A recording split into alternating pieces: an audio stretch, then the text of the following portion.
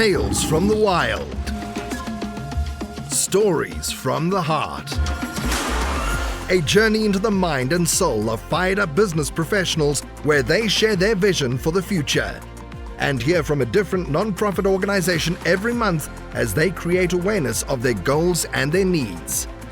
Dive into a world of untamed passion as we join our host, Shireen Buerta, for this month's episode of Friends from Wild Places. So for our listeners that are outside of Florida, can you share with us, for example, like Miami itself is like a big city, right? I mean, it's a very large, big city. So like how far from the Keys are you? And just so we can get some geography perspective. So for the most part, most of the Miamians here that live in Miami has many suburbs and smaller cities that municipalities that have broken out from Miami, the original Miami. For the most part, it's like 152 miles away from Miami to the very bottom of Key West, the very end of the Keys, right? There's so many keys on the way down. So it's not very far, but because there's so many keys or islands that you have to traverse through to get to the very point of Key West at the end, it's about a 3-hour drive because there's not all highway. You're going through little cities and little islands, and there's traffic lights and what have you. So it's it's definitely a place that we go to often. It's worth the trip. And where in New England did you have a little time? Near the Basketball Hall of Fame in Springfield, Massachusetts. Near Hartford. Right. I'm from Connecticut. Hartford. Yes, Born exactly. And raised in Hartford. That's exactly. Fly into Hartford.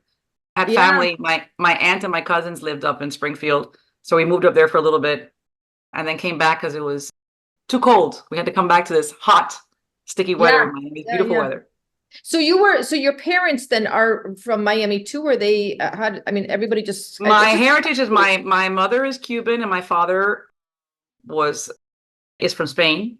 And they met, obviously my mother left Cuba when she was young because of the revolution in Cuba, and met my dad here in Miami when she exiled over here. And the rest is history then. They got married and had me. I love that. That's so cool. All right. So quote of the day. Quote of the day. Okay, moving on to the quote of the day, which is specially selected for us by our very own Gloria. The quote is, "The highest of distinctions is service to others." And that was from King George the Fourth. Isn't it the fourth? The sixth. The sixth. See, I can't even read. That was Queen Elizabeth's numerical. Yes. I can't read Roman numerals. That's the problem here. But anyway, yes, let's say that again. The highest of distinctions is service to others. And I couldn't agree with this more. So, Gloria, tell us what this quote means to you.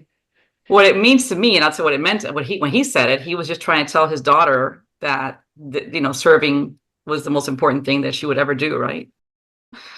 What it meant to me, what it means to me, because I came after that, has always meant to me is that, in serving others, for me personally, it's the only way that I will ever succeed, right? In giving and helping others, even if I have a small talent that I can give them or I have a big talent, doing that first, fills me, to continue on my journey for success.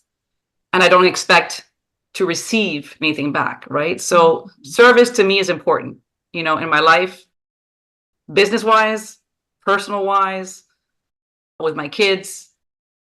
I tend to always gravitate to how can I help you or how can I help a person? And that's been, I think, not a secret to my success, but it's been an essence to who Gloria is since I was very, very young. And that is one thing that I've always maintained.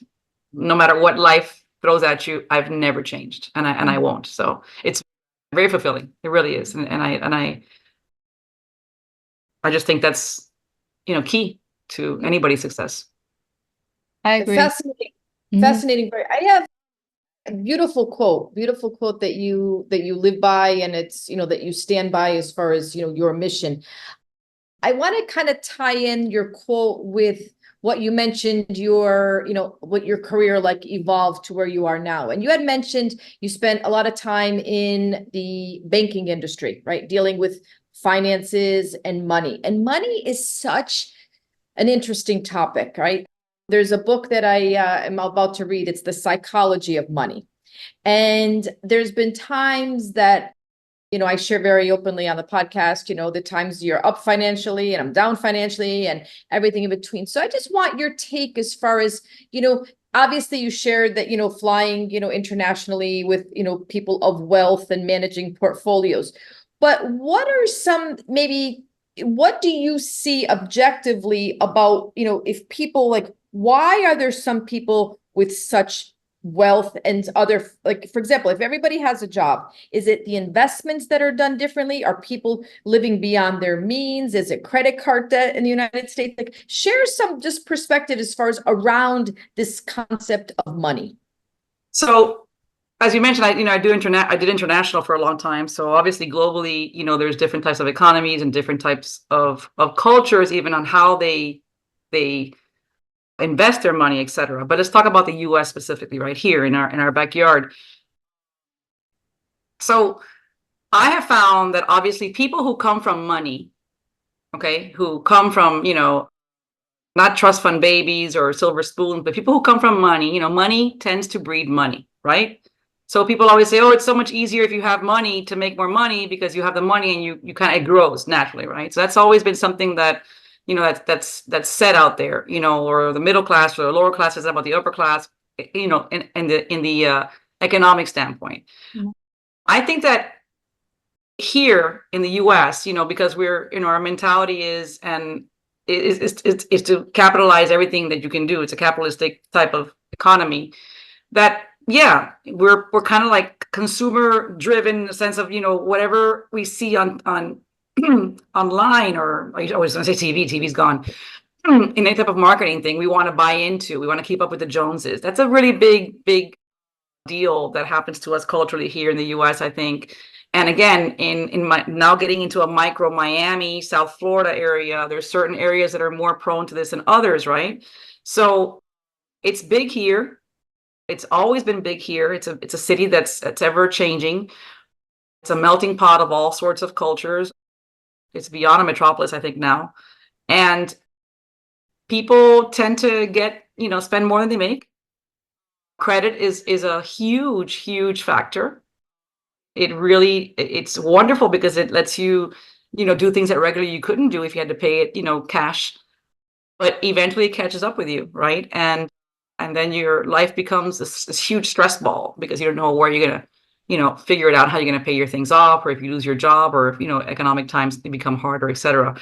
I think that some people are naturally, they have it innate in them, or they're the famous Midas touch, that whatever they touch, they turn to gold. They have the ability of putting together all sorts of ideas for businesses, and they take off because that they've got it almost like they were born. That talent was in there with them.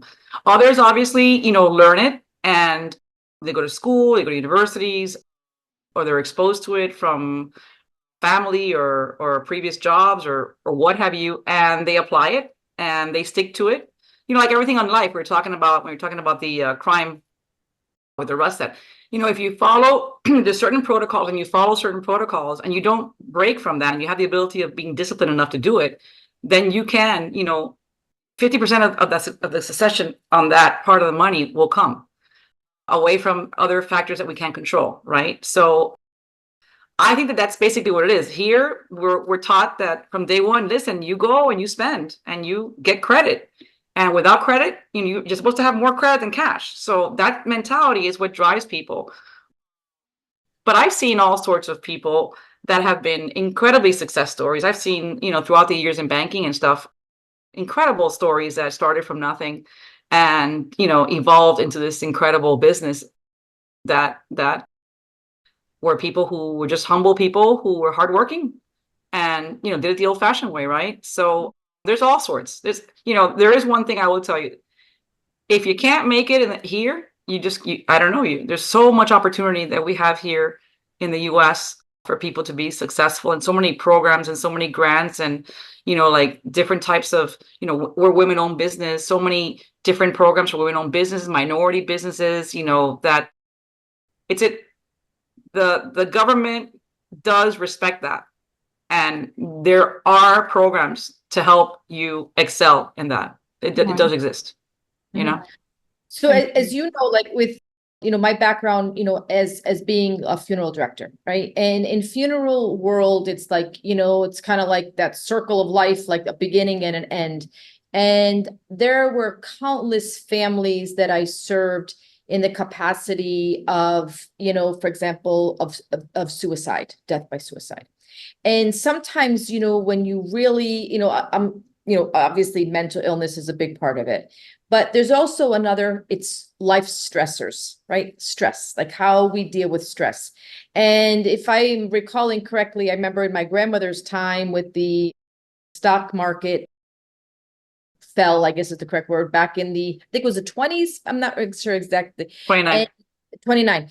And I remember like people that she worked with, like were like she would describe like they jumped out of a building and, fell to their death. So money, and is such a interesting topic, and I want to evolve it into your, current, business, woman-owned business. But if you could share, like for our listeners, obviously, if they have money and they're investing, great. Like, I mean, they, you get with the financial advisor and, they put together a nice portfolio.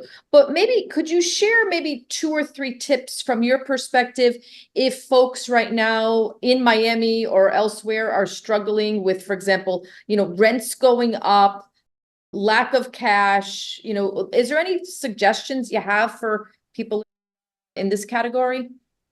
It's tough, right? It's tough because it's got to do with, where the geographic area is. I think the rents have skyrocketed throughout the entire country.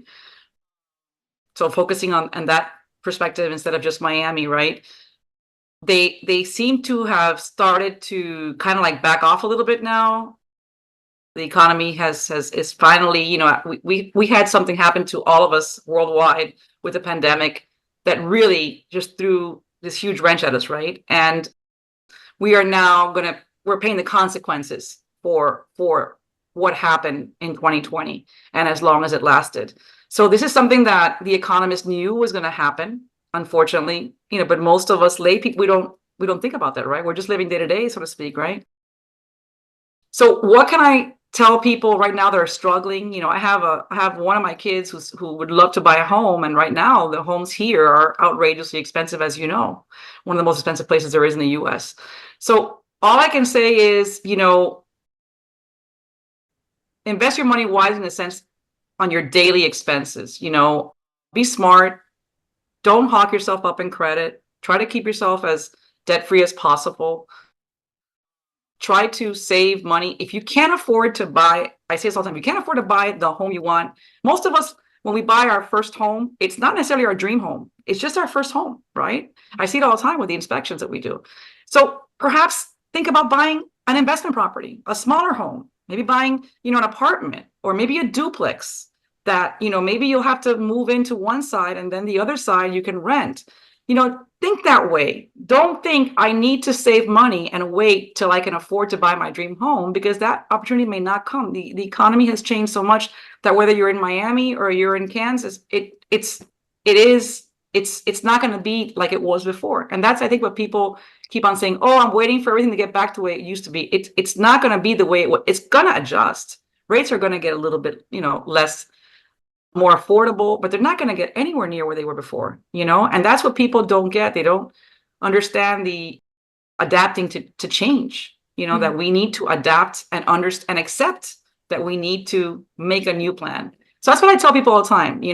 Some people are scared of the stock market. They don't have enough money. It's volatile. Although the stock market has consistently made money over and over again the last, more than 15 years on average. But that's what I say. Invest in something smaller. Put some money away and buy something smaller. It doesn't have to be your dream home. There's a lot of opportunities for that. Yeah, no, I agree. And talking about back to your business with precise inspection services, if I can ask you, what exactly do you do for your clients, and when is it the most ideal situation for your clients to use your services, for example? Like, I'm trying to put you, where are you in the, buying a house, in the road In the cycle, in the trans, yeah, in the cycle of, thank you, yeah, in the yeah, cycle. in the cycle, in the cycle of real estate, right? What triggers us to come in is obviously a person, a group of people who want to buy a property, residential, home, first-time home buyers or a home buyer, or a business that's buying a commercial property. That would be a trigger. What happens is that once they make the offer on this property, they're given an X amount of days to complete an inspection. During that quote unquote inspection period, they have the ability of whatever money they gave down to Right. hold this offer to get it refunded if they decide not to move forward. Right. So basically, as soon as the offer is in, we get the call. Right. Hey, let's set up an inspection at site. We come in, and what do?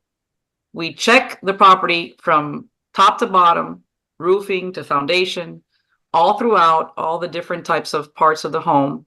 And we focus on things that are deficiencies, major deficiencies that could, be substantial monies to invest or to fix. And we give them a super nice detailed summary with estimates in the event that they need to know how much it's going to cost. So they can negotiate with the seller, or for their own peace of mind to know whether or not they can afford to move forward with the property, knowing they have to fix certain things. Right. That's basically what would trigger a basic inspection. We do a ton of other inspections, but that's our go-to, right?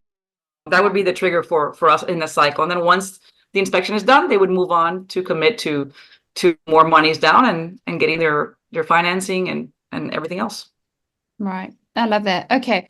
So as a business owner, you've had quite a journey, as you've been talking to us about, and you've answered quite a few of my questions that I had for you. But if you could tell us one thing, one of the biggest struggles that you've faced, and how you overcame it as a business owner, that I think would be really beneficial for me and for people. As a business owner, I think that I can safely say on behalf of most business owners, we have a lot of struggles that we face. Initially, I think the main one is the money management, the finances. When you start a business, if you don't have suffice capital to sustain you while you're growing that business, most businesses don't really take off for 2 or 3 years where they start maybe making a profit. So money is always something that to start is very important, right? To have that established, whether you have lines of credit or whether you have an investor that's your money source, but you need to have that somehow set up before you open the door, so to speak. On an evolving type situation, as a business owner for 21 years, there's been many challenges. I think the biggest one that is consistent, and no matter how much I try to balance it out, it's the balancing of the quality, of life and business, right? As a business owner, it's almost like you're on call. Sometimes, in the beginning of the business, we were on all the time. My kids were used to, us being on call on vacations, answering calls or emails or what have you. So forget about regular off hours, 12 midnight if you're still working on your computer and what have you. But the bottom line is that I've been able to balance a little better, but that's always a challenge for I think business owners, right? To know how to disconnect. And we've been able to evolve and get people in certain places that has allowed me to finally disconnect, and have my weekends back and have kind of semi-normal hours when it comes to those challenges. And because it's such like a niche specific business, how did you choose to get into this specific business? We chose to do the real estate inspection business because back in 2003 when we opened up, there really wasn't many inspection companies out there. So people were actually buying properties and they didn't necessarily do an inspection, which obviously is a big mistake, right? They would just make the offer and move forward, and then find out afterwards when they closed that they had all these surprises and all these problems. So it was a great opportunity, we thought, because it wasn't happening. There wasn't much in our research, there wasn't many companies doing what we were thinking of doing. And because, like I said, we were very successful in real estate here for our own personal portfolio, buying and flipping homes. And we felt that we felt very comfortable with all the components that come into a house, the roofing and the electrical and the plumbing and all those different areas that we inspect. We felt very comfortable in how to fix those or how to direct those to a contractor, et cetera. That's basically the two reasons why business-wise we did it. Now, the third, which I should have said first, and most important one, is we wanted to get into a business that we were going to be helping people, and I had just come off that whole shock of my customers' portfolios, going down so much in their monies when I thought I was helping them put together for their future and their retirements and what have you. So we wanted to do something that was almost like a guarantee that we're going to bring you peace of mind, right? So your home is usually your biggest investment ever, right? For most people, at least here. And so we felt that in doing this, we were going to be bringing them peace of mind because they're in they finally got this transaction going. They put the money down. They're waiting anxiously for the inspection to be done. They're nervous. And yet we come in, we educate them about the house. We tell them, what may or may need to be fixed or may not need to be fixed. We're there to bring them peace of mind. Once they pass the inspection period and they pass the inspection, then they pretty much everything else is smooth sailing because they've already got their financing and their closing. So that's one of the biggest things. And it goes back to my service, right? My service distinction, except for this one, we do get paid, but the service of being able to help people. And that's basically, it's kind of really cool, full circle when it comes to that. In the inspection business. Yeah. Very cool. Yeah. And as far as charging, so is it for example, for somebody purchasing a home, I heard, or a business, then the best thing to do is to get a home inspection or business inspection before that time expires, right? So they have this window to back out of the deal, correct? So Correct. Is the price for an inspection, are there variables about how much is it by the square footage? Is it by the location? Is it a range? How would one know? From the pricing has to do, we do all sorts of inspections. So when it comes to the real estate part of a physical, tangible property, we service from the Keys, Monroe County, all the way up to Palm Beach County, Miami-Dade, Broward, and the west coast of Florida as well.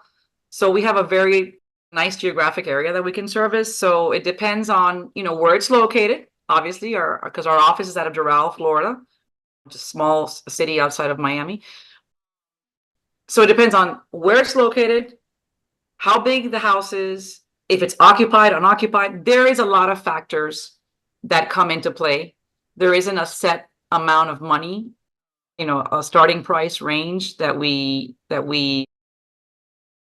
put on these type of inspections, because sometimes people want to add, additional inspections to the main inspection. Termite, we have termites here in Florida, termite inspections, for example, the homeowner's insurance or the insurance inspections are also requirements. So we start bundling all this stuff, and then that's how the price comes into fruition. If they have environmental problems, if we find mold, for example, we do as well mold inspections and asbestos inspections. So it depends on what that particular case is. Each one is customized to each individual's needs, basically. Mm-hmm. And what other type of inspections? I know you've mentioned that. It's brand new territory for me, so I'm trying to digest it piece by piece. So what other type of inspections would one need? In a property, typically, physically, okay, to make sure that the components of the home are working correctly. Here in Florida, we have a lot of homes that were built, before 1975, for example. We have a lot of older homes too. So anything before 1975, for example, here, the builders used to use cast iron plumbing sewer lines. Those cast iron plumbing sewer lines are scalded and rusted and falling apart. That is a very important inspection that we can only do by putting a scope through all the plumbing stacks in the home and looking in the internal part of it's almost like colonoscopy of the pipes, which really is a horrible, but I mean, you get it now. Oh, shame. So it's the plumbing camera scope inspection is very important for the older homes, or for a home that's newer, that they tell you the seller mentions they had a leak or something, and you want to make sure that those those pipes are working correctly. Mm. A lot of homes here have septic tanks. So we do septic tank inspections, which is important. Septic tank is a huge, huge ticket item if there's a problem with it, right? Besides the environmental problems that it can bring on Right. with all the poop everywhere and all the, biohazards. We do, we have a lot of homes here in the water. So we do seawall inspections and dock inspections. That's part of our service. We're pretty much a full service inspection company, a one-stop shop when it comes to these things. We do a lot of condos, and a lot of people that buy condos, they want to remodel them. And here in a couple of counties, Miami-Dade and Broward in particular, before they can pull permits, they have to do an asbestos test for anything that they're going to remodel over 164 square feet. So we do those as well. We find mold, then we offer mold as well. There's radon. We even do radon, which you see in other parts of the US, but we do radon because radon is something that is required by the state of Florida for all, daycare facilities, adult living facilities, hospital facilities. So we do those as well on the commercial side. So Very we do a cool. ton, Tanya. We'd have to sit down for 5 hours and talk about it, and you'd probably be bored. Tune in next week for part 3 of Friends from Wild Places. You've been listening to Friends from Wild Places with Shireen Bueta. Be sure to subscribe to the podcast from the links to catch every episode and unleash your passion.